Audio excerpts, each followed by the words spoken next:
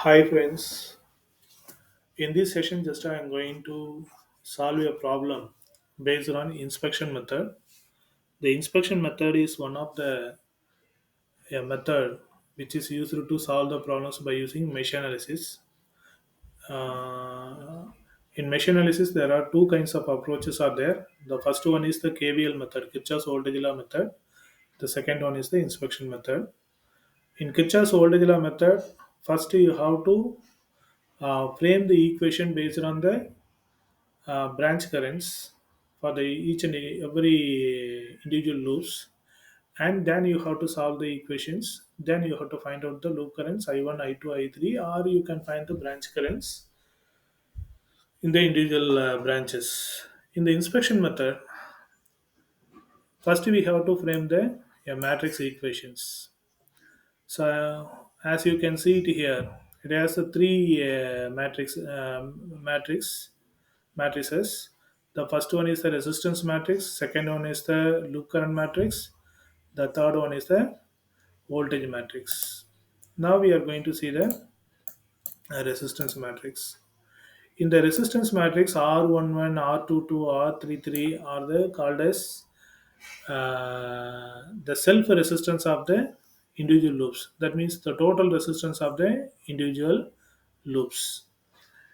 And apart from the diagonal elements, other elements in the resistance matrix, these are all called a common elements between the loops. If you see R12 to R12, that is the resistance which is common for first loop to second loop.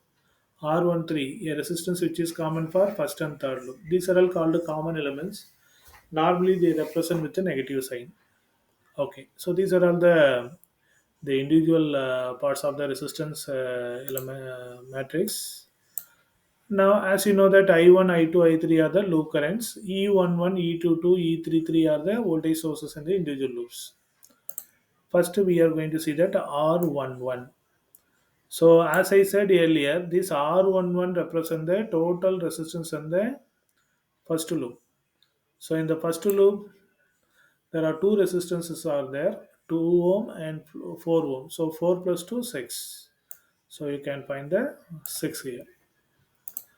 Next, we are going to calculate R22 value. So the total resistance in the second loop, these 4 ohm and these 6 ohm and these 5 ohm. These three resistances are in the second loop. So 6 plus 4, 10, 10 plus 5, 15. That's why it is represented here as 15. Similarly, we can estimate the R33 value. So R33 is the total resistance in the third loop. Actually, in the third loop, you can find 5, 2. So 5 plus 2, 7. So now we found the a diagonal value of resistance matrix. Okay, now we will see, or we can calculate the common resistances between the loops. Here R12, R21 are same. Now I am going to find out the R12 value. So the R12 is the resistance which is common for first and second loop. So actually it has a value 4, but we should represent these common elements with a negative sign. That's why it is represented by minus 4. As I said, R12 and R21 are same. That's why they have the same value. Okay. Now we are going to see that R23 value. So R23. So these R23 is the resistance which is common between, or which is common for second loop to third loop. So R23 and R32 are same, and that is represented with a negative sign. So minus 5. So this is the resistance which is common for second and third loop. On the other hand, if you are going for R13, this is a very important crucial part in this problem. Here most of the students make mistake. This R13 is the resistance which is common for first and third loop. Literally speaking, there is no common resistance in the circuit, so that's why it is 0. So these R13 and R31 both values are 0 here. So loop currents are the unknown values, that's why it is I1, I2 and I3. Then we are going to find out that E11 value. First I erase all these things. Okay. Now we are going to find out that E11 value. So this E11 is the voltage source in the first loop. While we are writing the value, we should see the current direction of the loop current. See here, the loop current is flowing from minus to plus. That's why we are representing here plus 25.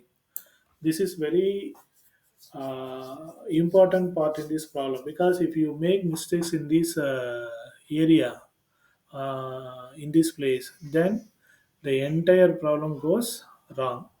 So we should be little bit careful in this while selecting this value.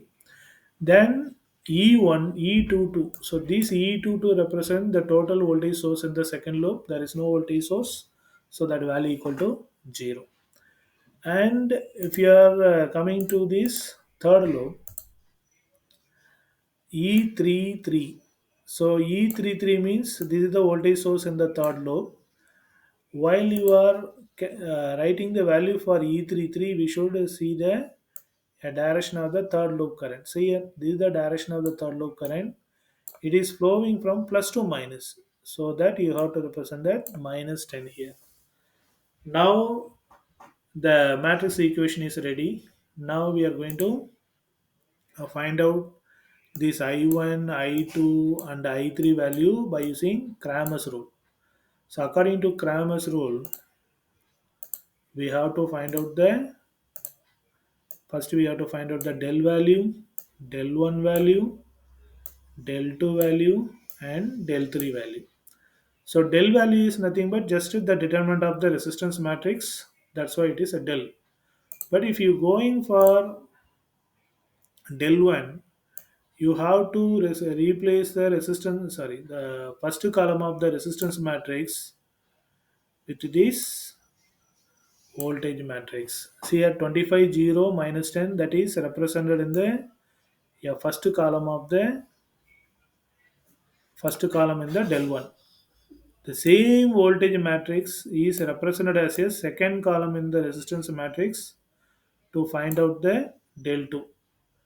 And the same voltage matrix elements are represented as the third element in the del 3. So in this way you can find del 1, del 2 and del 3. So you have to replace the first column with these voltage matrix values, and for del 2 you have to represent the second column. You have to replace the second column with this voltage matrix value.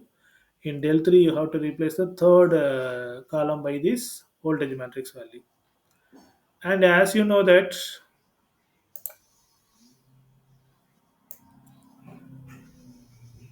how to find out the determinant of this matrix.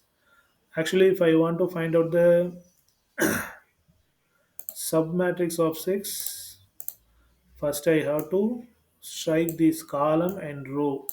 So for 6, first we have to multiply this 5 into 7.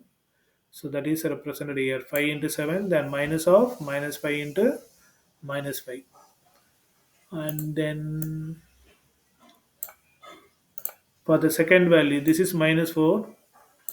We have to add another minus, so minus into minus plus, actually plus 4. And if you want to find out the submatrix of this, you have to strike a column and row, then minus 4 into 7 and minus of 0. So the third element is 0, so automatically the entire value goes to 0 here. So finally you can find the 368. So in this way you can estimate or you can calculate the value for uh, del 2 and del 3. We found that this value equal to 400 and minus 240. So finally I1 equal to del 1 by del. So del 1 value equal to 1800 and del value 368. So finally you get this is 4.8913 ampere. Similarly, you can find I2 value 1.0870 ampere, I3 value del 3 by del, that is minus 0.6522 ampere. So by this inspection method, you can find I1, I2, I3 from the matrix equation. Thank you, friends.